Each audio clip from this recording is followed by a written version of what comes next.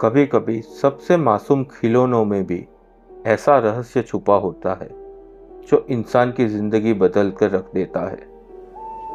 रात का वक्त था। हल्की हल्की ठंडी हवा चल रही थी। एक छोटे से कस्बे के एक पुराने बाजार में एक बुजुर्ग आदमी रघुनाथ धीरे धीरे चलता हुआ एक खिलौनों की दुकान पर रुका। भैया, कोई बढ़िया सा खिलौना दिखाओ, मेरे पोते के लिए कुछ खास चाहिए।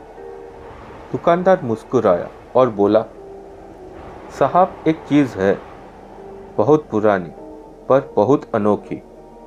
वो अंदर गया और एक लकड़ी का घोड़ा लेकर आया। घोड़ा देखने में बहुत खूबसूरत था। उस पर हाथ से नक्काशी की गई थी।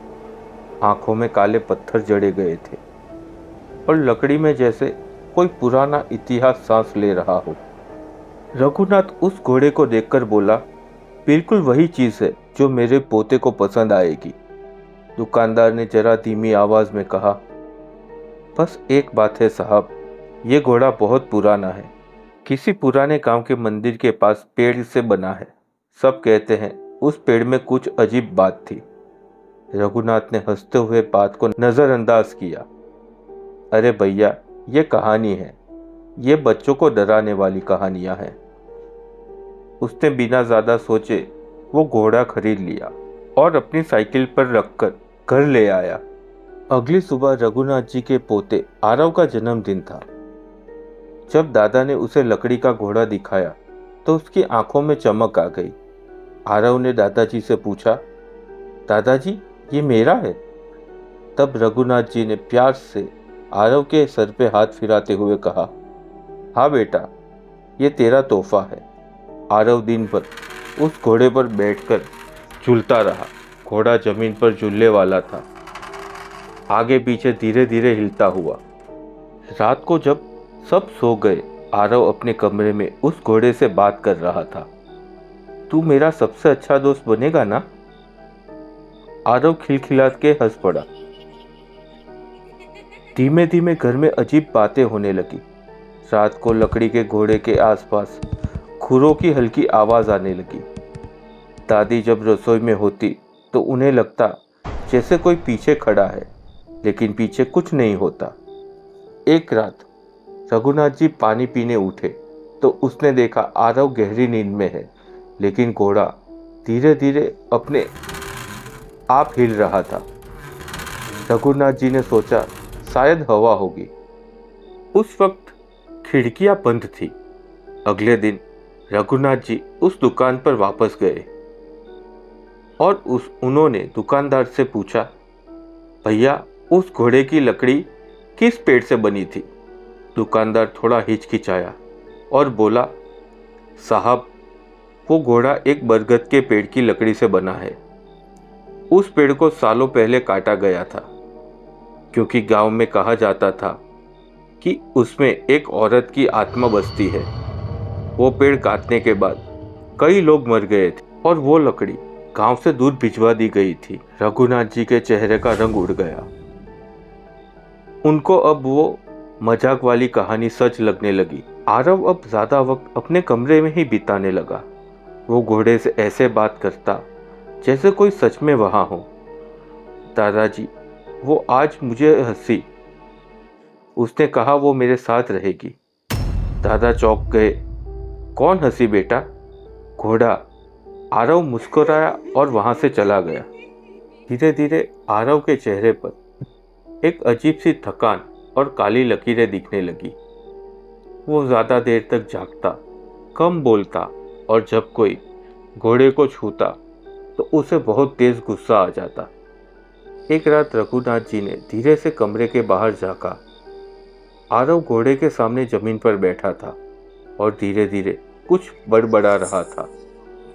रुक्मणी दीदी, आज फिर से हम छुपन छुपाई खेलेंगे। रघुनाथ का दिल बैठ गया। आरव किससे बात कर रहा था? रात में रघुनाथ जी ने घोड़े को बारामदे में रखने की कोशिश की, लेकिन जब उन्होंने उस घोड़े को उठाया तो घोड़े का लकड़े का शरीर अचानक बर्फ की तरह ठंडा हो गया। उसी रात बरामदे की बत्ती अपने आप बंद हो गई। आरव चीखने लगा, घोड़ा, मेरा घोड़ा, उसे कोई मत ले जाओ। घोड़ा अपने आप हिलने लगा। अचानक बिजली चली गई और तेज झटका लगा। रघुनाथ जी पीछे गिर पड़े। जब उन्होंने होश संभाला तो देखा घोड़ा फिर से आरव के कमरे में खड़ा था और दरवाजा बंद था। अगले दिन दादी गिर गई सीढ़ियों से और बोली, किसी ने मेरा हाथ खींचा था। रघुनाथ जी गांव के एक बूढ़े पुजारी के पास गए जिसने वो पेड़ काटे जाने की कहानी सुनी थी। पुजारी जी बोले, वो पेड़ एक औरत की आत्मा से ग्रस्त था, रुक्मणी। उसे गांव वालों ने डायन कहकर मार दिया था।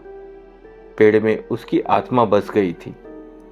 पेड़ काटा गया तो आत्मा लकड़ी में समा गई। वो आत्मा उस लकड़ी से बंध चुकी है। अब जहां भी वो लकड़ी जाएगी उसकी परछाई वहां जरूर पहुंचेगी और उसी लकड़ी से ये घोड़ा बना है। रघुनाथ जी डर के मारे कांप उठे। तो अब वो आत्मा मेरे घर में है? पुजारी जी ने सिर झुका लिया। हाँ, और अब आपके पोते से जुड़ चुकी है। आरव अब पहले जैसा बच्चा नहीं रहा था। उसकी आंखें अक्सर लाल रहने लगी।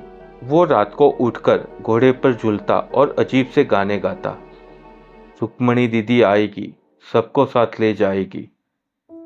दादी डरने लगी और एक रात आरव को कमरे में अकेला छोड़कर बाहर भागी। लेकिन जब रघुनाथ जी कमरे में घुसे, उन्होंने देखा घोड़े के पीछे दीवार पर काले धुएं की परछाई थी, एक औरत की शक्ल। रघुनाथ जी पुजारी जी के कहने पर एक तांत्रिक को ले आए। तांत्रिक ने घोड़े को देखते कहा, इसमें बहुत पुरानी आत्मा है और ये बच्चे की आत्मा को अपने में खींच रही है। उस तांत्रिक ने मंत्र पढ़ने शुरू किए। जैसे ही उसने धूप और नींबू रखे, घोड़े से एक तेज कराने की आवाज आई। कमरे की हवा भारी हो गई, दीवार कांपने लगी। आरव जमीन पर तड़पने लगा। रात को आत्मा और भी शक्तिशाली हो गई। घोड़ा अपने आप दरवाजे के पास जाकर खड़ा हो गया। बाहर तूफान चल रहा था। अचानक बिजली चली गई और पूरे घर में लकड़ी के घोड़े की हिनहिनाने जैसी आवाजें गूंजने लगी। मुझे कोई नहीं ले जा सकता। एक औरत की भारी आवाज गूंजी। घोड़ा जमीन से उठा, जैसे कोई अदृश्य हाथ उसे चला रहा हो। आरव बेहोश हो गया था। तांत्रिक ने आग जलाई और घोड़े को चारों ओर से घेरकर मंत्र पढ़ने लगे। तभी आत्मा जोरों से चिल्लाने लगी, आरव मेरा है, कोई उसे मुझसे नहीं छीन सकता। घोड़ा अपने आप हिलने लगा। लकड़ी के टुकड़े हवा में उड़ने लगे। काली धुएं की परछाई औरत के रूप में दिखाई दी। बिखरे बाल, बिना चेहरे के, बस खाली काली आंखें। रघुनाथ जी ने डर के मारे आरव को अपनी गोद में उठा लिया।